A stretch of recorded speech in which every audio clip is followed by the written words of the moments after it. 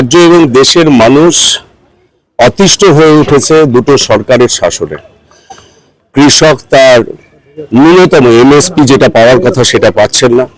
এখানে ছাত্র যুবরা দিনের পর দিন মাতঙ্গিনী হাজরার মূর্তির নিচে, না হলে গান্ধী মূর্তির নিচে অবস্থান করছেন। পাশ করা শিক্ষকরা অবস্থান করছেন, কিন্তু তারা নিয়োগ হচ্ছে না। যারা নিয়োগ হচ্ছে তারা সব শুদ্ধ বাতিল হয়ে যাচ্ছে। অর্থাৎ এমন একটা অবস্থা তৈরি হয়েছে যে সরকারের ক্লাব চালানোর মুন্সিয়ানা নেই, তারা সরকার চালানোর দায়িত্ব নিয়েছে।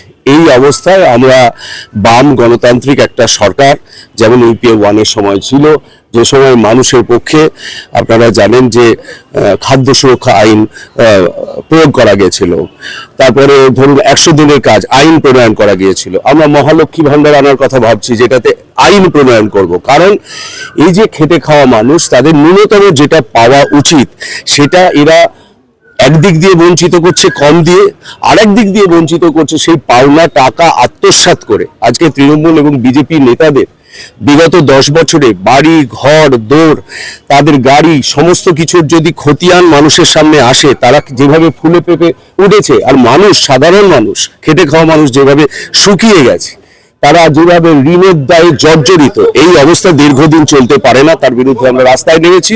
এবং ব্যারাকপুরে আপনারা জানেন দু ধরনের মানুষ আছে, শ্রমজীবী মানুষ আছে, কৃষিজীবী মানুষ আছে। দুদিক থেকেই অভূতপূর্ব, এবং সংখ্যালঘুদের মধ্যে থেকে অবাঙালি যারা, তাদের মধ্য থেকে অভূতপূর্ব সাড়া পাচ্ছি। পাশাপাশি এদিন একদিকে যেমন রাজ্যের তৃণমূল সরকারের সমালোচনা করলেন তিনি, তেমনি কেন্দ্রের বিজেপি সরকারের ভূমিকা নিয়েও প্রশ্ন তুললেন বাম প্রার্থী দেবদূত। তো আইনসভায় গিয়ে সবার আগে আমাদের যে ইস্তেহার বেরিয়েছে ইন্ডিয়া জোট এবং আমাদের, সেখানে মানুষের ন্যূনতম যে চাহিদাগুলো, সেই চাহিদার মধ্যে বিশেষ করে আমার এলাকায়, মানে ব্যারাকপুর এলাকায় শ্রমজীবী এবং কৃষিজীবী উভয়তই আছে।